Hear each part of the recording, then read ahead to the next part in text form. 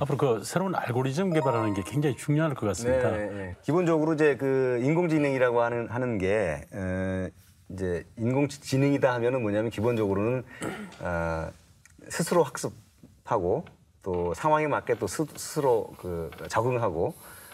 하는 이런 기능들이 굉장히 중요한 기능들인데 이 자동차도 마찬가지입니다. 이게 자동차도 기본적으로는 이제 전자 센서를 통해서 여러 가지 주위 환경을 이 사람이 눈으로 보는 거를 이제 여러 가지 레이더 센서, 카메라 센서, 뭐 소나 센서, 뭐 이런 초음파 센서 이런 걸 가지고 주변 환경을 인지하는데 그런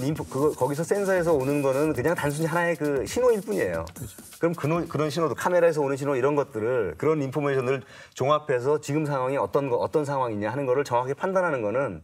이제 그런데 인공지능이 활용될 수 있는 요소들이 굉장히 많은 거죠. 이제 현재까지 저희가 쓰는 방법들은 이제 뭐 어떻게 보면 이제 부분적으로 인공지능을 볼 수도 있는데 여러 가지 신호들이 들어오면 이런 신호들을 통해서 신호가 어떻게 변화되고 있는지 이런 걸 통해서 예측을 하는 기술들이거든요. 그러니까 저희가 이제 개발하는 기술들이 이제 그런 것들인데 그런 예측을 통해서 내가 이제 어떻게 움직여야 될 거고 자동차가 어떻게 움직이려면은 뭐 엔진이 어떻게 작동돼야 되고 브레이크가 어떻게 작동되고 조향 장치가 어떻게 작동돼야 되고 하는 그런 알고리즘을 저희가 개발하는 건데 이제 그 다음 단계에서 인공지능들이 보다 이제 고도화되면은 이제 여러 도로 상황에 대한 이런 것들이 물리적으로 들어오는 이런 신호들을 가지고 이게 지금이 뭐 정상적인 날씨인지 도로는 정상인지 또 빗길이 와서 비가 미끄러지지는 않는지 또는 뭐 다른 차량들이 정상적으로 움직이는 이런 것들을 들어오는 인포메이션을 가지고 효율적으로 판단해서 상황에 맞는 변화되는 이런 것들 모든 걸 종합적으로 판단할 수 있는 이런 기능들도 가능한 거죠. 그래서 그런 기능들을 어떻게 효율적으로 이제 알고리즘화해서 결국 ECU가 하는 거는 이 전자제어 장치가 하는 거는 뭐냐면 신호들을 들어오는 걸 가지고 어떻게 아웃풋을 내보느냐 뭐 전부 다 계산이거든요. 그래서 실제로 그런 것들이 이제 전 세계적으로 많이 연구가 되고 있고 이제 그걸 누가 잘하느냐 하는 게 이제 그 산업 경쟁력이고 이제 기술의 경쟁력이라고 볼 수 있겠습니다. 많은 선진 회사들도 그렇고 또 우리나라 그 부품 회사들, 모비스라든지 뭐 만도라든지 뭐 이런 회사들도 그런 부분에 대한 기술들을 개발하고 있고 그런데 이제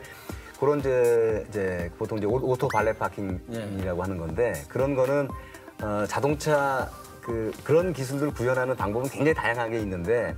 가장 효율적인 시스템을 어떻게 만들 거냐 하는 게 이제 중요한 이슈죠. 그래서 자동차하고 이런 그 관제 시스템, 그러니까 이제 어느 위치에 빈자리가 있고 자동차한테 그 위치로 가라고 하는. 그러니까 사람이 찾듯이 모르는 상태에서 이렇게 빈 공간을 찾으려면은 그건 또 굉장히 자동차 해야 할 일이 많은데 이제 이런 시스템, 주차 시스템하고 통합 연결해서 어느 위치로 가는 게 제일 좋다. 또 기본적인 주차장의 맵 같은 것도 인포메이션도 주고 그러면 이제 가장 효율적으로 안전하게 찾아갈 수 있는 이런 시스템을 만드는 이런 연구들도 개발하고 있고 거의 이제 그것도 한 2020년 뭐 18년 뭐 양산화되는 단계로 대표적인 변화가 이제 앞으로는 이 운전하면서 이런 이제 뭐 저도 이제 서울에서 뭐 기본이 한 뭐 40분 좀 막히면 한 1시간 뭐 이렇게 아침 저녁으로 막 이렇게 되는데 이런 시간 동안에 굉장히 이제 내가 필요한 이런 뭐 연락이라든지 또 쉰다든지 또는 뭐 다른 필요한 정보를 얻는다든지 뭐 이런 이게 완전히 이제 시간 활용할 수 있는 이런 것도 굉장히 달라지는 거고요. 또 한 가지는 이제 그건 개인적인 부분이고 또 이제 교통 물류 이 버스라든지 뭐 상용 차량 이런 경우에는 이제 화물차 같은 경우에는 또 요즘에 그 사고도 굉장히 문제가 되고 에너지 관련돼서도 굉장히 그 중요한 이슈가 되고 있는데 그런 차량들이 자율주행으로 해서 이제 군집주행이라는 이런 기술들로 해서 사용을 하게 되면은 뭐 예를 들면 뭐 특히 유럽이나 뭐 미국도 이게 굉장히 중요한 이슈로 그것도 굉장히 빨리 이제 상용화되는 단계로 가고 있는데 뭐 장거리 몇백 킬로 뭐 갈 때 여기서 이제 보내면은 그 근처 가서 사람이 또 시내까지 가는데 사람이 운전하고 뭐 이런 식으로 이제 시스템이 운영되게 되면은 이제 훨씬 더 안전하면서도 또 교통 그 연비도 그런 군집주행을 하게 되면은 뭐 작게는 뭐 15%에서 한 40%까지 또 연료도 개선할 수 있는 뭐 이런 그 가능성이 있는 이런 연구 결과 다 있습니다. 그래서 상당히 그런 물류에서부터 또 사회적인 교통 안전에서부터 좀 개인적인 면에서는 또 이런 그 효율적인 시간 활용 또 사회적으로 보면 또 교통사고 때문에 생기는 또 이런 불행한 이 개인적으로 엄청난 불행이고 또 사회적인 엄청난 손실인데 이런 부분들은 이제 엄청난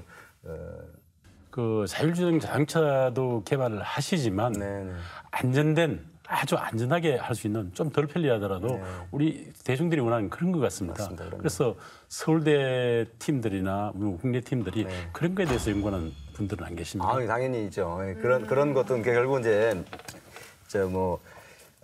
외부에서 임의로 자동차를 조작하거나 뭐 그런 거는 가능성이 충분히 있는 겁니다. 지금 이제 아무리 뭐 통신 보안망을 해도 뭐 해커가 침입해서 뭐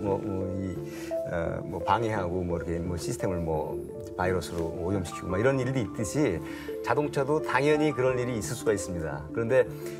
그거는 이제 양면성이 항상 있는 건데 그런 해킹하는 이런 기술하고 보안하는 기술하고 서로 같은 기술입니다. 그래서 이 보안이 철저하게 되면은 또 그걸 뚫는 기술도 또 열심히 또 개발하고 그래서 서로 양면성이 있는데 그런 부분에 대한 거는 100%라는 건 없지만 그 보안성을 확보하기 위해서 기술도 고도화하는 연구도 계속 또 이루어지고 있습니다. 그래서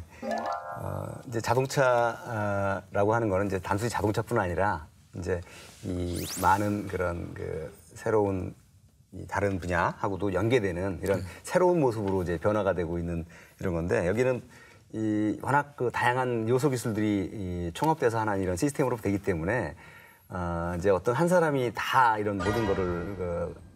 담당하고 하는 것들은 이제 불가능하다. 그래서 여기에 그 여러 가지 요소 기술들 이런 것들은 이제 전 세계적인 인텔리전스라고 하는 거는 이제 누가 얼만큼 기본적인 거를 잘 준비하고 거기에 어떤 창의력을 더해서 누가 그 고도의 기술들을 누가 더 잘 만들고 새로운 그 효율적인 서비스를 누가 제공하느냐. 그래서 그러한 역할을 우리가 할 수 있느냐 미래에 또 우리 앞으로 지금 이제 새로운 이 성장하는 우리 젊은이들이 어떻게 그런 그 중요한 역할을 할 수 있을 거냐. 거기에는